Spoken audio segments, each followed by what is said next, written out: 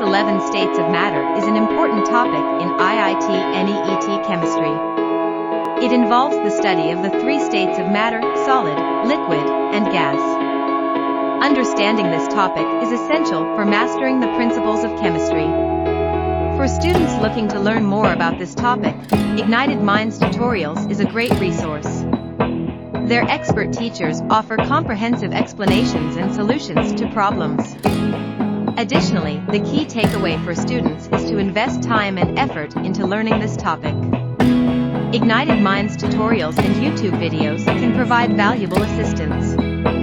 But ultimately, consistent practice and dedication are the most important factors in mastering this subject.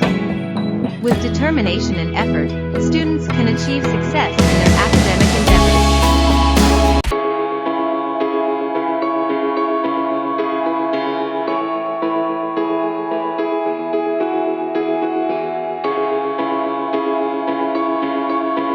Okay, तो the average temperature of the gas when one flask is immersed. अभी देखो आपका जो Dalton's law है वो किस पे applicable है, आपके कांस्टेंट टेम्परेचर और कांस्टेंट वॉल्यूम दोनों पे। ठीक है, तो आपको यहाँ पे एवरेज टेम्परेचर को कैलकुलेट करना पड़ेगा। एक में एवरेज टेम्परेचर कितना है, एक बॉइलिंग वाटर में है और दूसरा फ्लास्क किस में है, आइस में है। तो एवरेज टेम्परेचर कितना हो जाएगा, 100 + 0/2 है ना, समझ में आ रहा है। एक है 0 डिग्री सेंटीग्रेड पे, एक है 100 डिग्री सेंटीग्रेड पे, तो कितना हो जाएगा 50 मतलब इसको कन्वर्ट कीजिए किसमें, 273 + 50 दैट इज 323। ठीक है, क्लियर है। तो average temperature will be how much, T2 will be, तो ये हो गया 50 degree centigrade which is how much, 323। Clear है, समझ में आ रहा है ये। Okay, so as volume remains constant according to Gay Lussac's law, आपका भाई साहब वही P1/T1 is equal to P2/T2। तो आपको भाई साहब ये टेम्परेचर को मैंने गलत लिया था, यहाँ पे 323 केल्विन लेना है। ठीक है, you can not take it as 300, तो क्योंकि आपका एवरेज टेम्परेचर यहाँ पे कैलकुलेट होगा, दोनों भी गैसेस इसमें ही होंगे। ठीक है, सो आपका जो प्रेशर आएगा इधर, that will be 0.5 × 323/373, that's going to be 0.433 atmosphere. Are we clear on this one people? ठीक है, ओके। और दूसरा भाई साहब क्या हो जाएगा, देखो दूसरे वाले, तो ये हो गया आपका 0.5 × 323/373, दोनों भी इसी में आ जाएंगे। ठीक है, दोनों भी इसी में आ जाएंगे। तो आपका यहाँ पे अभी ये समझ में आ रहा है क्या, देखो ये आपका एवरेज हो जाएगा। देखो दोनों का टेम्परेचर कितना आ गया है, what is the temperature for both of them, both of them are attaining a temperature of 323। दोनों का भी पहले का प्रेशर कितना था, 0.5 एटमॉस्फेयर, और दोनों का भी पहले का टेम्परेचर कितना था, ये था। दोनों के लिए P1 कितना था, इतना, और T1 कितना था आपका 373, 100 डिग्री पे थे दोनों भी।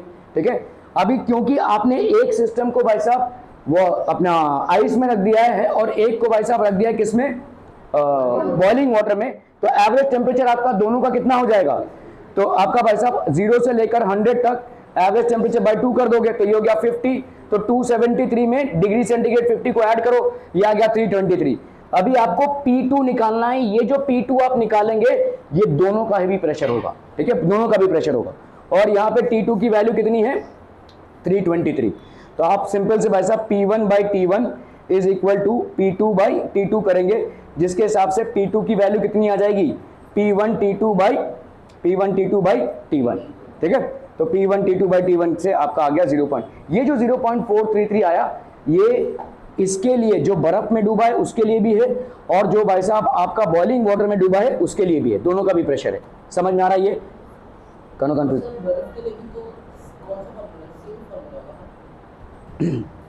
देखो यहां पे आपका है,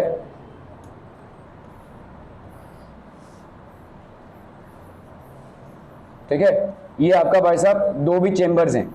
ठीक है, पहले आपने इसको किस में रखा था, बॉइलिंग वाटर में। ठीक है, अगर बॉइलिंग वाटर में रखा तो आपको कितना मिला, 0.5 एटमॉस्फेयर। ठीक है, और ऑब्वियसली बॉइलिंग वाटर में टेम्परेचर आपका कितना हो जाएगा, 373 केल्विन। अभी भाई साहब आपने इसको किस में रखा है, आइस में रखा है, और इसको बॉइलिंग वाटर में रखा है। ठीक है, तो अभी ये दोनों गैसेस भी मिक्स हो रहे हैं, समझ में आ रहा है, दोनों गैसेस का मिक्सचर आपने अभी भी अलाउ करके रखा है, तो इसका मतलब दोनों का भी सेम प्रेशर हो जाएगा ना।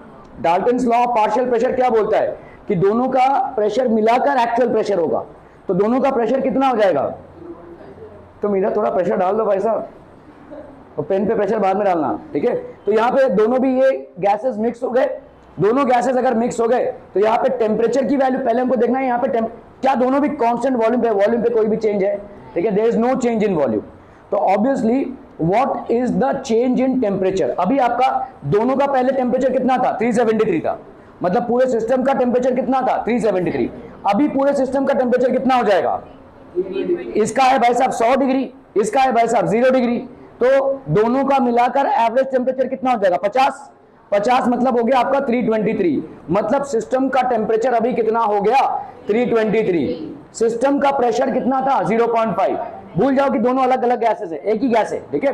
तो यहाँ पे भाई साहब सिस्टम का प्रेशर, सिस्टम का टेम्परेचर, यहाँ पे सिस्टम का टेम्परेचर, अभी आपको सिस्टम का प्रेशर निकालना है, तो सिस्टम का प्रेशर आपने निकाला P1/T1 is equal to P2/T2 करके, क्योंकि आपका वॉल्यूम यहाँ पे कांस्टेंट है। Are we clear on this one? ठीक है, उसका जो आया value that will be applicable for both the gases, दोनों भी गैसेस के लिए वो एप्लीकेबल होगा, ठीक है। आप लोगों को यहाँ पढ़ना है यहाँ पढ़ लीजिए, वहाँ पढ़ना है वहाँ पढ़ लीजिए, जैसे आपकी मर्जी, ठीक है, नो इश्यूज। क्या आगे न्यू बॉम्बे में हुआ था ये केस। एक रेस्टोरेंट में 15 स्टूडेंट्स की जाने गई थी बिकॉज ऑफ मल्टीपल एक्सप्लोजन्स, ठीक है, दैट हैज हैपेंड। ये ज़्यादा करके होटल्स में होता है, ज़्यादा करके होटल्स में होता है, ठीक है, क्योंकि होटल में बहुत सारे सिलेंडर्स रहते हैं और एक साथ ये सिलेंडर्स रहते हैं, एक फूटा तो सब कोई फूटेगी, सब कोई फूटेगा, ठीक है, क्योंकि एक फूटेगा डिफॉल्ट की वजह से, बाकी सब फूटेंगे टेम्परेचर राइज की वजह से, ठीक है। ओके, तो cylinder containing cooking gas can withstand a pressure of 15 atmosphere, तो मतलब ये मैक्सिमम प्रेशर है, इसके बियॉन्ड गया तो ये फूट जाएगा भाई साहब, ठीक है। The pressure gauge of a cylinder indicates 12 atmosphere, तो P1 आपका कितना दिया हुआ है? 12 एटमॉस्फेयर। टेम्परेचर कितना दिया हुआ है आपका? 27 डिग्री सेंटीग्रेड, मतलब 273 प्लस 27, तो ये हो गया 273 plus 27, that's going to be how much? 300 kelvin, ठीक है। तो 300 केल्विन टेम्परेचर जब है तो आपका प्रेशर कितना है यहाँ पे? 12 एटमॉस्फेयर का।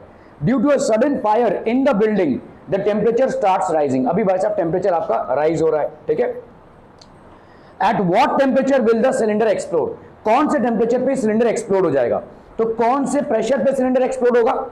When you attain a pressure of how much?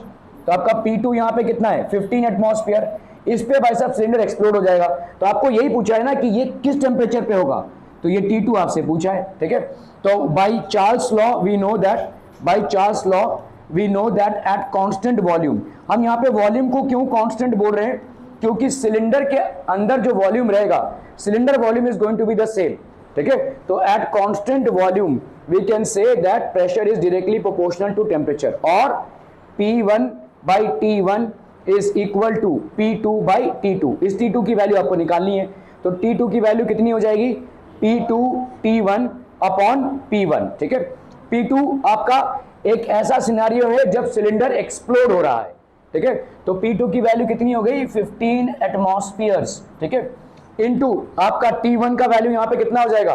300 upon P1 का वैल्यू भाई साहब बोलिए कितना हो जाएगा? 12 एटमॉस्फेयर्स।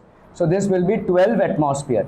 एटमॉस्फेयर भाई साहब कैंसिल हो गया, 3 4s are 12, 3 5s are 15, है ना, 4 7s are 28, 4 5s are 20, 5 5s are 25, 7 5s are 35, 375, ठीक है। तो 375 केल्विन पे ये ब्लास्ट हो जाएगा। एक चीज गौरतलब है कि भाई साहब यहाँ पे आपको जो टेम्परेचर दिया हुआ है वो डिग्री सेंटीग्रेड में है, आपने जो टेम्परेचर निकाला है वो क्या है?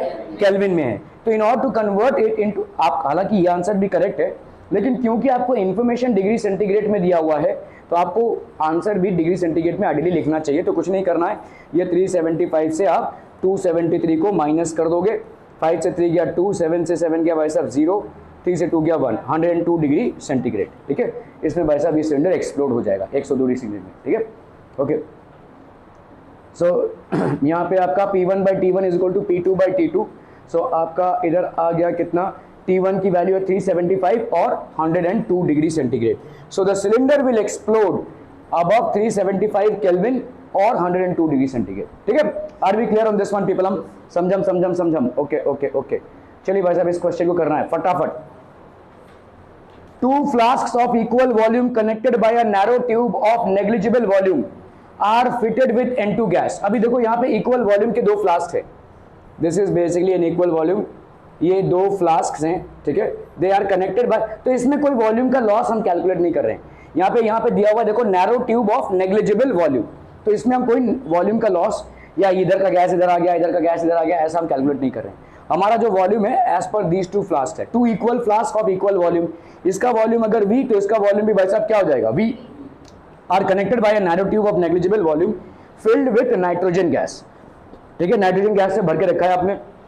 व्हेन बोथ आर इमर्स्ड, ठीक है, दोनों को भी हमने किस में डाल दिया, बॉइलिंग वाटर में। The gas pressure inside the system is 0.5 atmosphere. ठीक है, ओके, गैस प्रेशर भाई साहब कितना है, P1 की वैल्यू कितनी है, 0.5 एटमॉस्फेयर, और बॉइलिंग वाटर का टेम्परेचर कितना हो जाएगा, 100 डिग्री सेंटीग्रेड। ठीक है, तो temperature T1 is equal to 100 degree centigrade, जिसको आप केल्विन में कन्वर्ट करोगे तो कितना हो जाएगा, 273 प्लस 100, तो that will be how much, 373 kelvin. कभी भी डिग्री केल्विन मत लिखना, ठीक है, it will always be only plain and simple kelvin, it's never going to be degree kelvin. ठीक है, ओके, तो आपका ये हो गया inside the pressure is calculate the pressure of the system when one of the flask is immersed in an ice. तो आप देखो यहाँ पे इसमें से एक फ्लास्क को हमने किस में डाल दिया है, आइस में। सिस्टम का प्रेशर कितना हो जाएगा, समझ में आ रहा है ये? ओके, तो अभी आपको इसका पार्शियल प्रेशर निकालना है, समझ में आ रहा है? इसका पार्शियल प्रेशर अभी भी कितना है, ठीक है, इसका पार्शियल प्रेशर अभी भी कितना है भाई साहब, 0.5 एटमॉस्फेयर। आपको इसका पार्शियल प्रेशर निकालना है।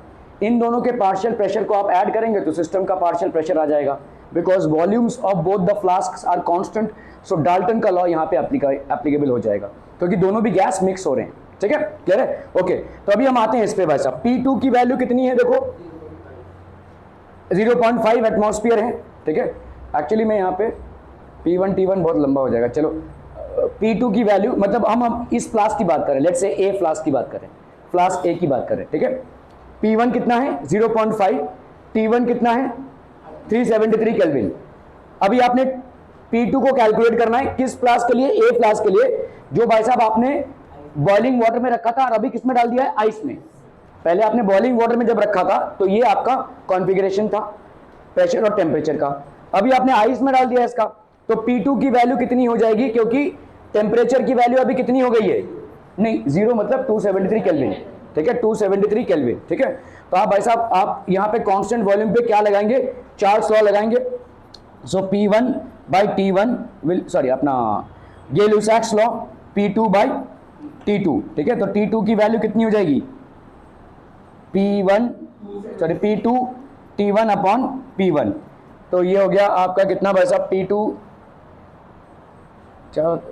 फाइन करना है, तो P2 will be equal to P1 T2 upon T1, तो P1 की वैल्यू हो गई भाई साहब आपकी कितनी, 0.5। ठीक है, T2 की वैल्यू हो गई आपकी 273। ठीक है, और इसकी वैल्यू यहाँ पे हो गई 373। ये हो गया भाई साहब प्रेशर का वैल्यू। ठीक है, दिस वुड बी प्रेशर। ठीक है, अभी आपको ये वाला हो गया आपका पार्शियल प्रेशर ऑफ A। इसको जरा कैलकुलेटर से करो ना, 0.5 इंटू 273 बाई 373, फटाफट फटाफट फटाफट।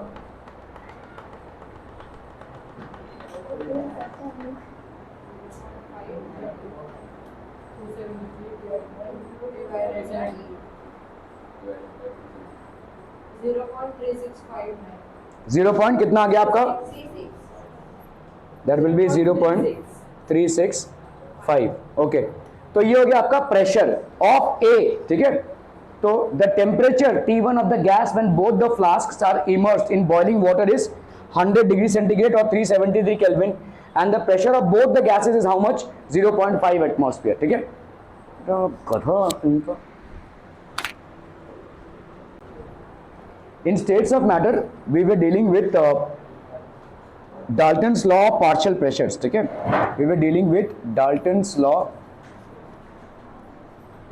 of partial pressures। ठीक है, Dalton's law of partial pressure, इसको हम डील करें उसके पहले मेरे को पूछना है R की वैल्यू लीटर एटमॉस्फेयर में कितनी हो जाएगी, जल्दी जल्दी जल्दी नंदिनी, जल्दी जल्दी जल्दी फटाफट। देखो देखो देखो 0.0821 लीटर एटमॉस्फेयर पर केल्विन पर डिग्री सेंटीग्रेड, पर डिग्री सॉरी पर मोल। ठीक है, पर मोल। ओके, और क्या हो जाएगा भाई साहब आपका, किसमें 8.314 जूल्स पर केल्विन मोल, ठीक है, केल्विन मोल। और बोलो भाई साहब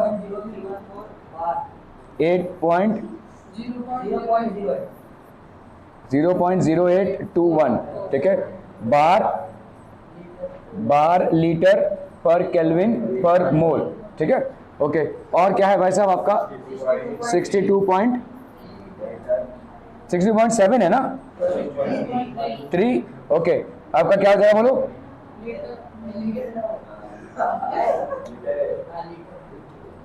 62.3 लीटर, क्या लीटर मिलीमीटर बोल रहे हो, कैलोरीज में है ये,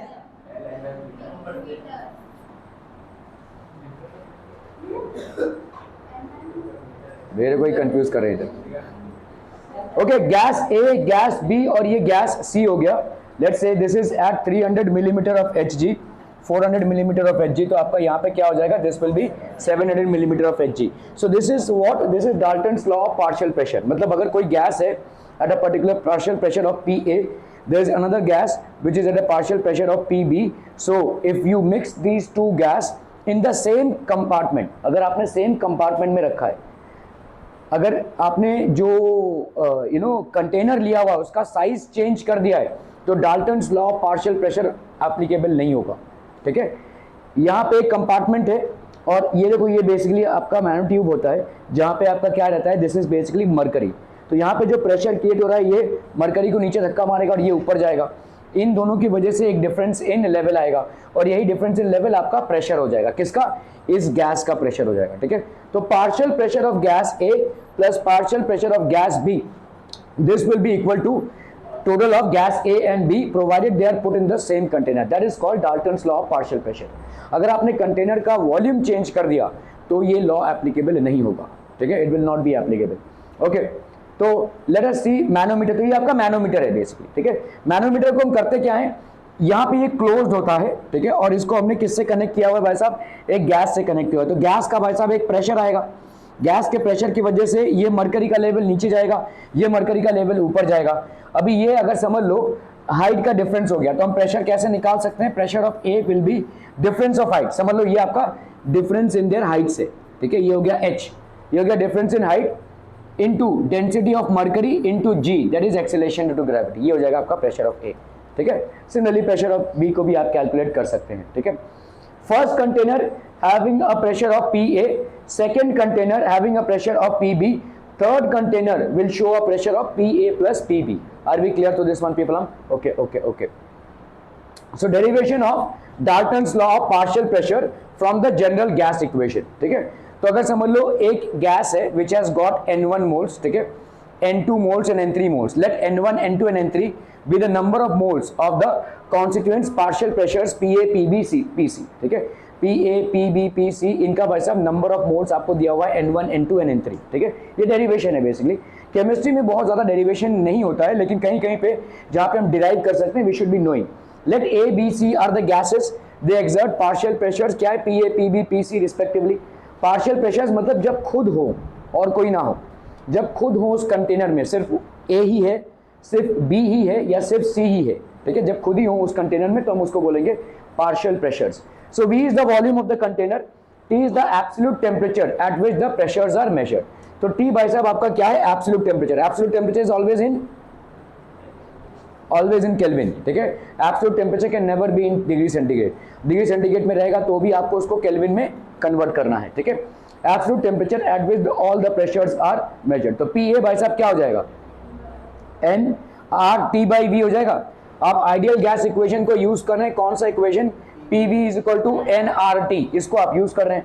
अभी आप बोल रहे हैं भाई साहब यहाँ पे PA है, वॉल्यूम सबका सेम रहेगा। जैसे मैंने आपको बोला, अगर Dalton's law of partial pressure को आपको अप्लाई करना है, volume has to be same, and if volume is same obviously temperature will also be the same. तो इसीलिए देखो RT मतलब टेम्परेचर सबका सेम होगा, सिर्फ नंबर ऑफ मोल्स में डिफरेंस होगा। तो यहाँ पे आपका N लेट्स से 1 हो गया इसका और RT, तो PA की वैल्यू क्या हो जाएगी, N1 RT अपॉन V, ठीक है। इसी तरह से हम आते हैं भाई साहब PB में, तो PB इंटू V वॉल्यूम सबका सेम है, देखो कंटेनर सेम है तो वॉल्यूम सेम हो गया भाई साहब। This will be equal to, let's say इसके N2 मोल्स हैं और ये हो गया आपका, ये तो कांस्टेंट है सबके लिए सेम, और टेम्परेचर भी आपका भाई साहब सेम ही रहेगा क्योंकि वॉल्यूम सेम है आपका भाई साहब, ठीक है। ओके, तो यहाँ पे आपका पी का वैल्यू क्या हो जाएगा, N2RT/V, ठीक है। ओके, तो पी की वैल्यू ये हो गई, ठीक है। सिमिलरली पी की वैल्यू हो जाएगी ये, पी की वैल्यू लेंगे तो N3/RT/V। अगर हमने इन सबको ऐड कर दिया P plus P plus P, तो ये कितना हो जाएगा बोलो, N1RT/V प्लस N2RT/V, ठीक है। ऐसा करते करते भाई साहब लेट्स से n तक हम जाएंगे, तो RT/V जो भी रहेगा, तो सब में से हमने RT/V को कॉमन निकाल लिया, अंदर कितना बचा, N1 plus N2 plus N3 and so on and so fourth, ठीक है। तो the total pressure exerted by the gaseous mixture enclosed in the same container of volume can also be given as P is equal to N into RT/V, ठीक है। P is equal to N, that is total number of moles, RT/V, ठीक है। Okay, where N is the total number of moles, N आपका क्या हो जाएगा भाई साहब, सारे नंबर ऑफ मोल्स को आपने ऐड किया है तो आपका टोटल नंबर ऑफ मोल्स हो गया, ठीक है। Okay, so N is equal to N1 plus N2, तो प्रेशर आपका कितना हो जाएगा, pressure will be equal to N1 plus N2 plus N3, that is total number of moles into RT/V, ठीक है। Okay, on comparing the equations आपका देखो P is equal to PA plus PB plus PC, this represents Dalton's law of partial pressure. Dividing the equation 1 2 3 by equation 6 आपका क्या हो जाएगा, देखो PA/P, this will be equal to N1 upon N1 plus N2 plus N3, है कि नहीं भाई साहब। देखो यहाँ पे PA/P अगर हम कर रहे हैं, देखो ध्यान से, यहाँ पे PA है, PA की वैल्यू क्या है, N1RT/V, है ना, और टोटल प्रेशर की वैल्यू क्या है, ये N1 प्लस N2, ऐसा करते जा रहे हैं हम, कहाँ, जहां तक भी जितने भी नंबर ऑफ मोल्स होंगे RT/V। अभी PA/P कर लो, PA/P, तो इसमें RT और ये वाला RT मर जाएगा भाई साहब, RT/V और RT/V कैंसिल, ठीक है। PA/P कर रहे हो, ठीक है, तो यहाँ पे कितना बचा आपका N1, this will be equal to N1 upon N1 plus N2, जहां तक भी है, क्लियर है, ठीक है। So this is what you get, ठीक है। ओके, सो अभी हम PA को क्या लिख सकते हैं, इस P को इधर ले लेंगे, सो N1 इंटू P, इसको हम क्या बोलते हैं, देखो आपने पढ़ा था mole fraction, there is something that you have understood in the chapter of basic concepts in chemistry में, मोल फ्रैक्शन। मोल फ्रैक्शन क्या होता है, एक का जो N1 अपॉन पूरा टोटल जितना भी है, so this is called the mole fraction, x is equal to mole fraction of A। तो PA की वैल्यू क्या हो गई, XA इंटू P। इसी तरह से भाई साहब B का वैल्यू कितना हो जाएगा, N2 बाई दिस, तो PV का वैल्यू हो गया ये mole fraction into B। PC का वैल्यू हो गया भाई साहब दिस, ठीक है। तो आपका from the above relationships the percentage, from the above relationship it is thus possible to determine the percentage composition of the gaseous mixture. मतलब आपका pressure of A that will be equal to mole fraction of A into the total pressure, pressure partial pressure of B will be equal to mole fraction of B into pressure total pressure, ठीक है। partial pressure of C will be equal to mole fraction of C into total pressure and so on and so forth. Are we clear? Percentage of gas in the mixture, in a mixture, तो आपका partial pressure of a gas, total pressure of gaseous mixture into 100, ठीक है। Relationship between total pressure and individual pressure before mixture of the constituent gases at constant temperature, ठीक है। At constant temperature let V1 is the volume of a gas, A be the at a pressure P1 is mixed with, तो अभी देखो यहाँ पे at a constant temperature, आपने temperature को constant रखा है, V1 is the volume of a gas A at a pressure P1। अभी आपने इसके पहले क्या रखा था, डाल्टन्स लॉ में आपने वॉल्यूम और टेम्परेचर को कांस्टेंट रखा था, ठीक है। वॉल्यूम और टेम्परेचर को कांस्टेंट रखा तो आप बोल सकते हैं कि भाई साहब टोटल प्रेशर क्या हो जाएगा, PA प्लस PB, जितने भी गैसेस को आप मिक्स कर रहे हो उनका पार्शियल प्रेशर, ठीक है। अभी आप वॉल्यूम और टेम्परेचर को चेंज कर रहे हैं, तो अभी आपने सिर्फ वॉल्यूम को चेंज किया है। At a constant temperature let V1 is the volume of a gas A at a pressure P1, इसको हमने मिक्स किया है V2 volume of a gas B at a pressure P2। समझ में आ रहा है, दो गैसेस को आप इंटरमिक्सिंग कर रहे हैं A और B, इसका प्रेशर कितना है P1 V1 इसका वॉल्यूम है, इसका प्रेशर कितना है P2 और V2 इसका वॉल्यूम है। इन दोनों को भाई साहब क्या कर रहे हैं आप, इंटरमिक्सिंग कर रहे हैं। Are we clear on this one people, ठीक है। टेम्परेचर दोनों का भी भाई साहब T है, दोनों का भी eight a constant temperature, temperature दोनों का भी T है, प्रेशर और वॉल्यूम अलग अलग है, ठीक है। इनको आप क्या कर रहे हैं भाई साहब, इंटरमिक्सिंग कर रहे हैं, क्लियर, ओके। तो ऑब्वियस सी बात है टोटल वॉल्यूम क्या हो जाएगी मिक्सिंग के बाद, इसका वॉल्यूम और इसका वॉल्यूम मिलाकर V1 प्लस V2 हो गया, ठीक है, okay. So total volume of the mixture. Now total pressure can be calculated by applying the formula on the basis of Boyle's law, pressure is equal to P1 V1 plus P2V2 upon V1 plus V2, ठीक है। आपका भाई साहब P1V1 plus P2V2 upon V1 plus V2, आपका total pressure कितना हो जाएगा, देखो P1V1 plus P2V2 upon total volume V1 plus V2, ठीक है। This will be the total pressure, ठीक है, क्लियर है, this will be the total pressure. तो समझ में आया भाई साहब आपका जो जो चीजें हमने यहाँ पे पढ़ी। देखो एक तो हो गया आपका डाल्टन्स लॉ पार्शियल प्रेशर, ये क्या बोलता है कि अगर आपका एट कांस्टेंट टेम्परेचर, अगर भाई साहब आपका टेम्परेचर कांस्टेंट है और क्या कांस्टेंट है, वॉल्यूम कांस्टेंट है, अगर वॉल्यूम आपका कांस्टेंट है तो आपका क्या हो जाएगा, pressure of a gas form by numerous gases will be equal to the partial pressure, उनके पार्शियल प्रेशर के बराबर हो जाएगा, PA प्लस PB ऐसा करते करते जितने देर तक भी जाए, ठीक है। ये हो गया पहला आपका, ओके। तो this is basically Dalton's law, this is Dalton's law of partial pressures. Are we clear on this one people, ठीक है। डाल्टन्स लॉ पार्शियल प्रेशर ये हो गया। दूसरा क्या है भाई साहब, आपने जब गैसेस को मिक्स किया है, ठीक है, तो समझ लो एक गैस का नंबर ऑफ मोल्स N1 है, दूसरे गैस का समझ लो A गैस का नंबर ऑफ मोल्स N1 है, B गैस का नंबर ऑफ मोल्स N2 है, C गैस का नंबर ऑफ मोल्स अगर N3 है। तो अगर आपको पार्शियल प्रेशर A का निकालना है, आपको यहाँ पे नंबर ऑफ मोल्स A का मालूम है और लेट से आपको मालूम है कि यहाँ पे पार्शियल प्रेशर इसका मालूम है, नंबर ऑफ मोल्स A का मालूम है, लेट से N1 है, ठीक है, इनटू टोटल प्रेशर मालूम है आफ्टर मिक्सिंग। ये वाला पार्ट आपको मालूम है, ठीक है, और आपको ये वाला पार्ट मालूम है, तो इससे आप पार्शियल प्रेशर को निकाल सकते हैं। मतलब उस गैस का बिफोर मिक्सिंग खुद का पार्शियल प्रेशर कितना था, ठीक है, क्लियर है, that is something that we can find out, ठीक है। N1 सॉरी अपना होगा ये XA/P, और XA होता क्या है भाई साहब आपका N1 upon N1 plus N2 plus N3 जितना भी होगा आपका भाई साहब, ये आपका क्या है, मोल फ्रैक्शन है। This is mole fraction of A, mole fraction of A, ठीक है। इसी तरह से पार्शियल प्रेशर ऑफ B कितना हो जाएगा, बोलो XB/P, तो आपका XB का वैल्यू कितना हो जाएगा, बोलो N1 upon N1 plus N2, ऐसा करते करते हम भाई साहब जाएंगे मोल फ्रैक्शन ऑफ B, क्लियर है, समझ में आ रहा है ये, ओके। ये दूसरा हो गया भाई साहब। और क्या देखा भाई साहब हमने कि अगर आपका एक गैस A है और एक गैस B है जिसको हमने इंटरमिक्सिंग किया हुआ है, गैस A का प्रेशर और वॉल्यूम P एंड V1 है, गैस B का प्रेशर और वॉल्यूम P2 और V2 है, और आपका भाई साहब टेम्परेचर कितना है, T है, कांस्टेंट टेम्परेचर आपने रखा हुआ है। तो यहाँ पे आप क्या लिख सकते हैं भाई साहब, आपका टोटल प्रेशर कितना हो जाएगा, P1V1 plus P2V2 upon V1 plus V2।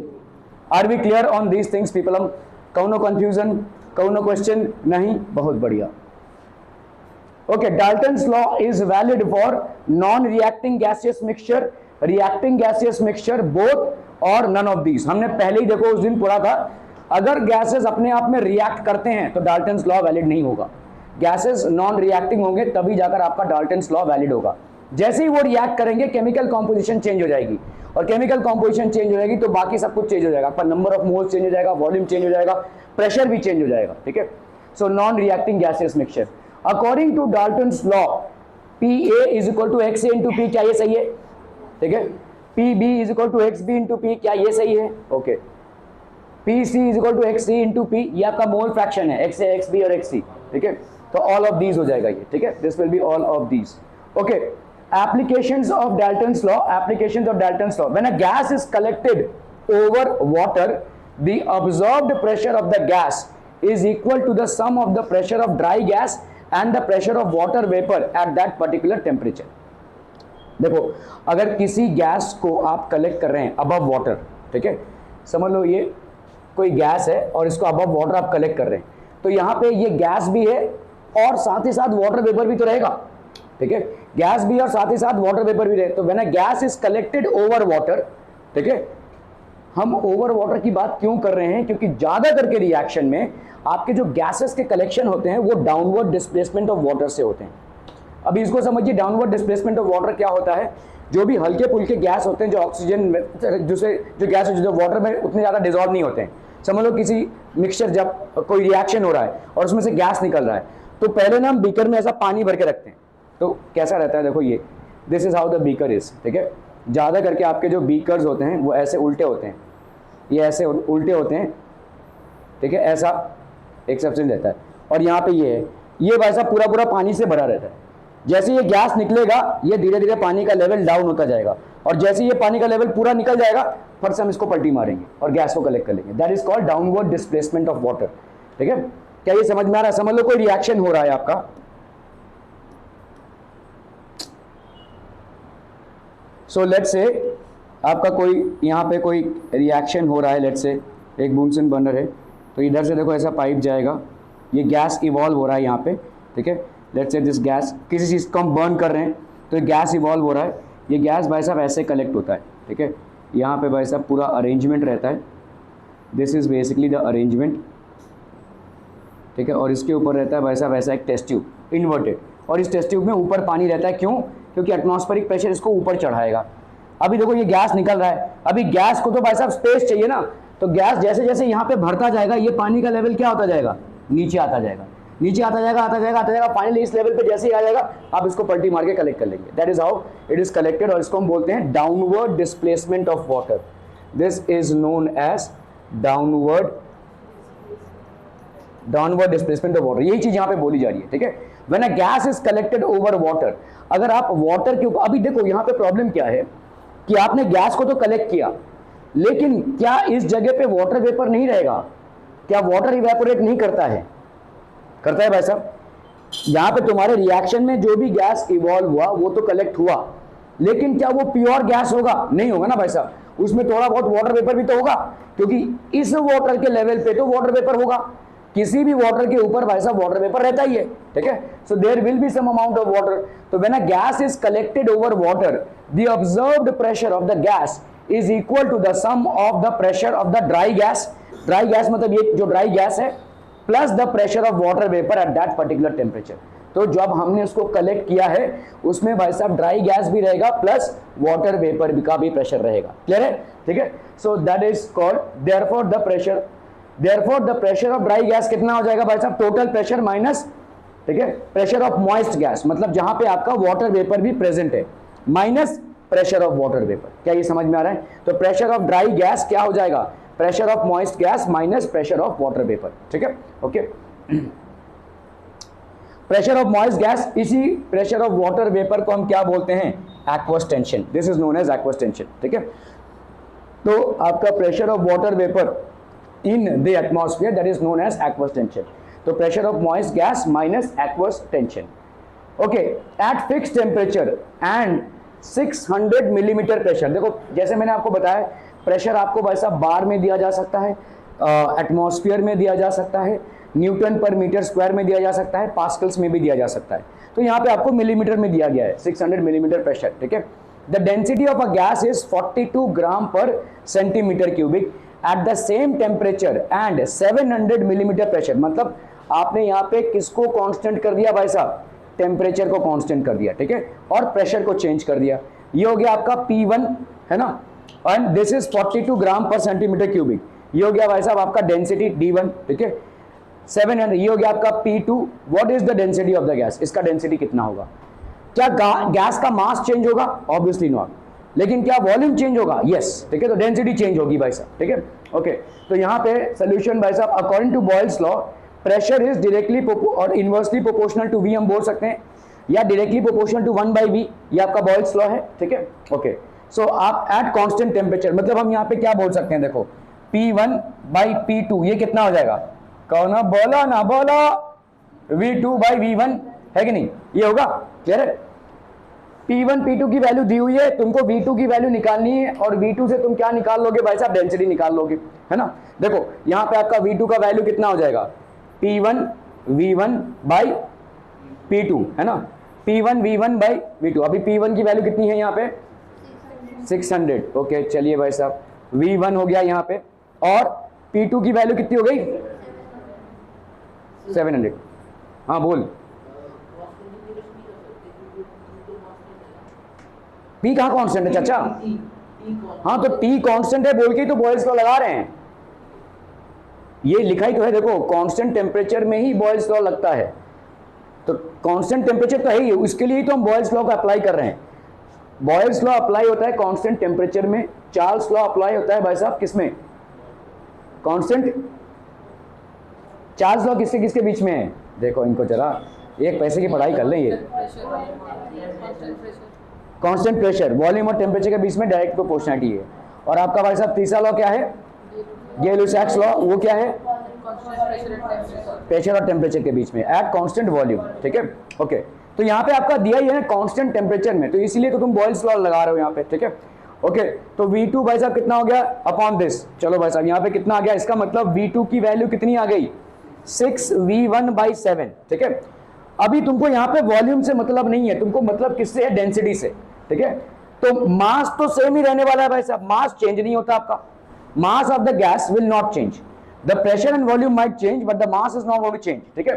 तो अभी यहाँ पे डेंसिटी क्या होती है, मास अपॉन वॉल्यूम, है ना।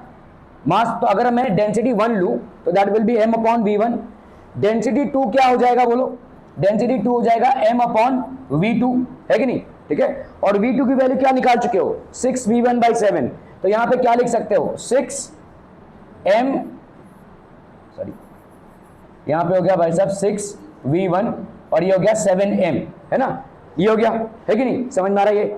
ओके, अभी डेंसिटी 2 बाई डेंसिटी 1 इसको अगर हम करते हैं तो यहाँ पे कितना आ जाएगा बोलो, दैट विल बी 7m/6V1 और ये कितना हो जाएगा m/V1, V1 कैंसिल, m और m कैंसिल, तो यहाँ पे कितना हो गया 7/6, तो density 2 will be equal to 7/6 into density 1, ठीक है। डेंसिटी 1 की वैल्यू कितनी हो गई, तो ये हो गया 7/6, डेंसिटी 1 हो गया भाई साहब आपका 42, 7 6 42, सॉरी 7/6 डेंसिटी 1 7 6 7 सर, तो ये हो गया आपका 49 ग्राम पर सेंटीमीटर क्यूबिक, ये हो जाएगा डेंसिटी, क्लियर है। क्योंकि आपको यहाँ पे मास नहीं दिया हुआ है और वॉल्यूम भी आपने जो निकाला है वो सिर्फ V2 और V1 का कंपैरिजन निकाला है, तो आपको ना ही पूरे तौर पे मास मालूम है ना ही वॉल्यूम मालूम है, लेकिन आपको डेंसिटी कैलकुलेट करना है, ठीक है। So this will be how much 49 gram per centimetre cubic, okay. तो डेंसिटी कितनी हो गई भाई साहब आपकी, मास बाई वॉल्यूम, इसको ऐसे भी कर सकते हो लेकिन ये खींचेगा, ठीक है। तो आपका यहाँ पे अगर आप देखोगे वही सेम आंसर आएगा, देखो 49 gram per centimetre cubic. Are we clear on this one, हम पीपल हम समझम। ओके। क्वेश्चन दिया हुआ है 5 gram of helium at 27 degree centigrade is subjected to pressure change from 0.5 atmosphere to 2 atmosphere, the initial volume of the gas is 10 decimetre cubic, calculate the change in volume of the gas. चलिए भाई साहब जरा attempt कीजिए फटाफट, quick everyone.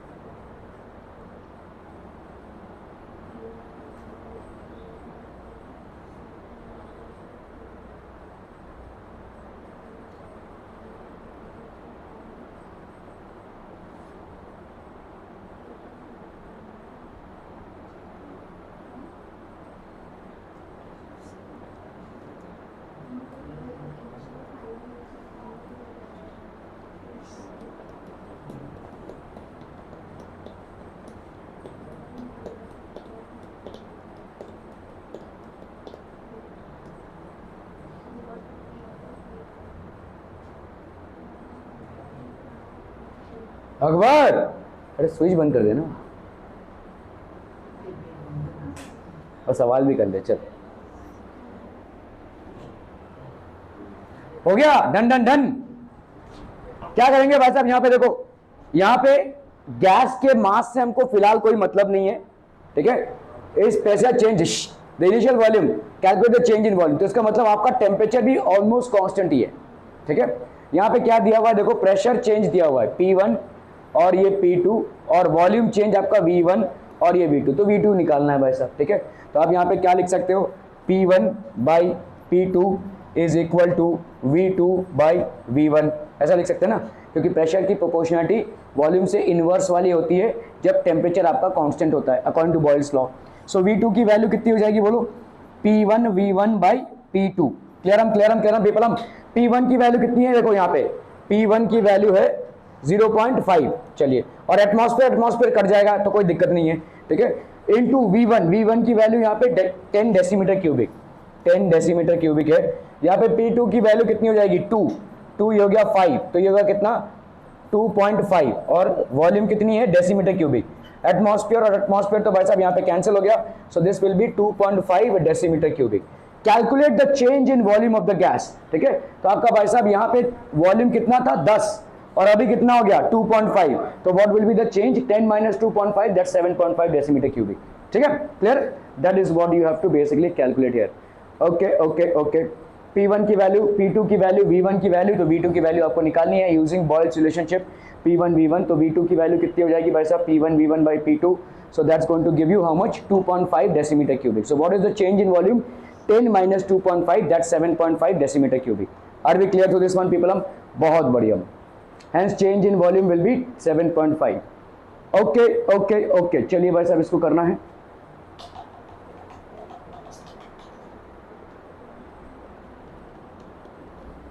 फटाफट फटाफट quick quick quick.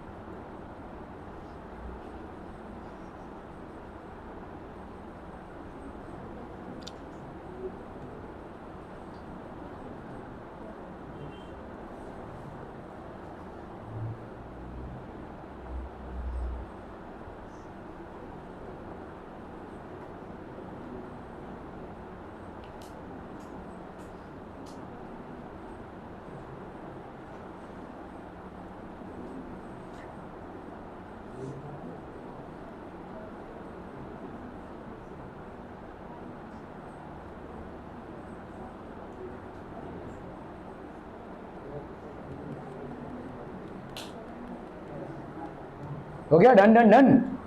What is the volume of a sample of oxygen at a pressure of 3.5 bar if its volume at 1 bar is 3.5 liter at the same temperature. तो भाई साहब यहाँ पे क्या दिया हुआ है आपको वॉल्यूम ऑफ, तो आपका प्रेशर P1 कितना दिया हुआ है 3.5 बार. ठीक है, इफ इट्स वॉल्यूम एट 1 बार तो आपका व्हाट इज द वॉल्यूम, ये P2 होगा. ठीक है, P1 की वैल्यू कितनी है 1 बार. ठीक है, इस V1 की वैल्यू कितनी है भाई साहब आपका 3.5 लीटर्स. ठीक है, तो आपको यहाँ पे V2 की वैल्यू निकालनी है. ठीक है, जब P2 आपका ये हो तो V2 की वैल्यू निकालनी है. P1 V1 is equal to P2 V2.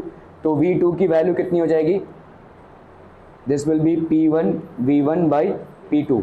So P1 की वैल्यू हो गई 1 इंटू V1 की वैल्यू हो गई 3.5. ठीक है, अपॉन यहाँ पे P2 की वैल्यू हो गई 3.5. ठीक है, तो आपका यहाँ पे वॉल्यूम हो जाएगा लीटर्स में, क्योंकि एटमॉस्फेयर कट जाएगा तो दिस विल बी 1 लीटर. ठीक है, एट द सेम टेम्परेचर. तो कांस्टेंट टेम्परेचर है तो हम बॉयल्स लॉ को अप्लाई करते हुए इस वैल्यू को निकालेंगे. So this will be how much, this will B 1 litres. ठीक है, चलिए फटाफट फटाफट फटाफट.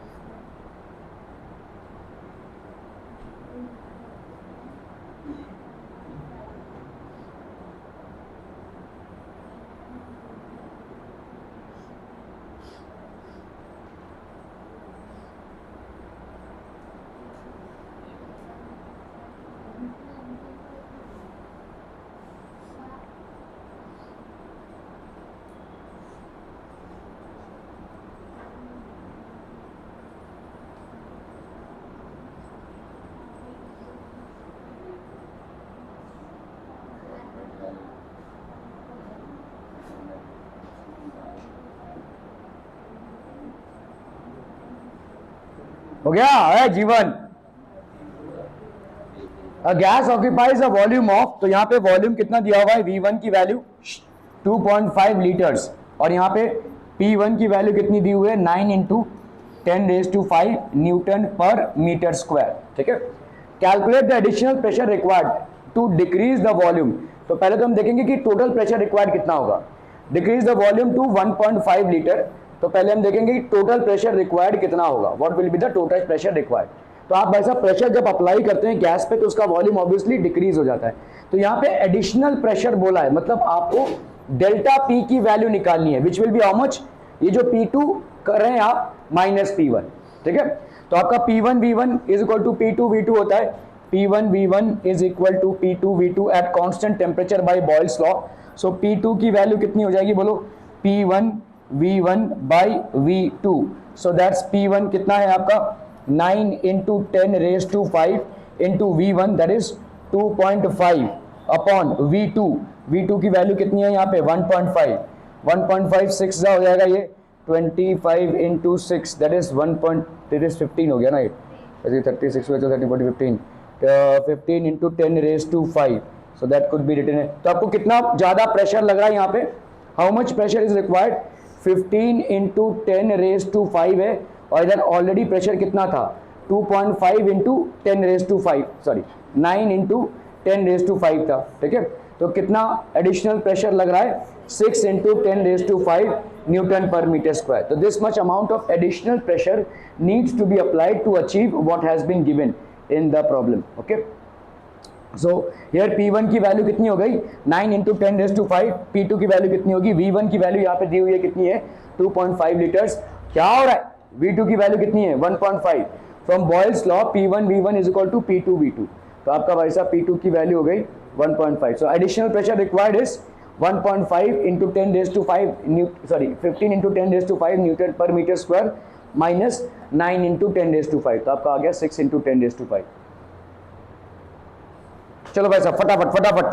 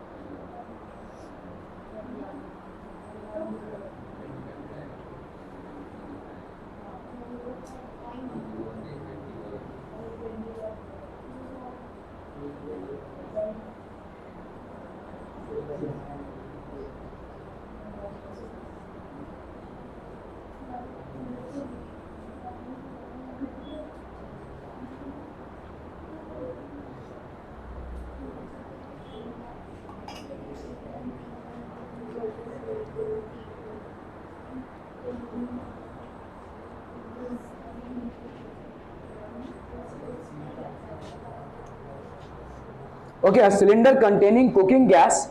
देखो एक अभी कुछ महीने पहले जो यहाँ पे सिलेंडर ब्लास्ट हुआ था, ये एग्जैक्टली इस सीजन से हुआ था। देखो कोई एक सिलेंडर में ब्लास्ट हुआ रहेगा और जब आग लगी रहेगी, ठीक है, तो टेम्परेचर बढ़ता जाएगा और टेम्परेचर बढ़ता जाएगा तो इसका जो प्रेशर है वो भी बढ़ता जाएगा।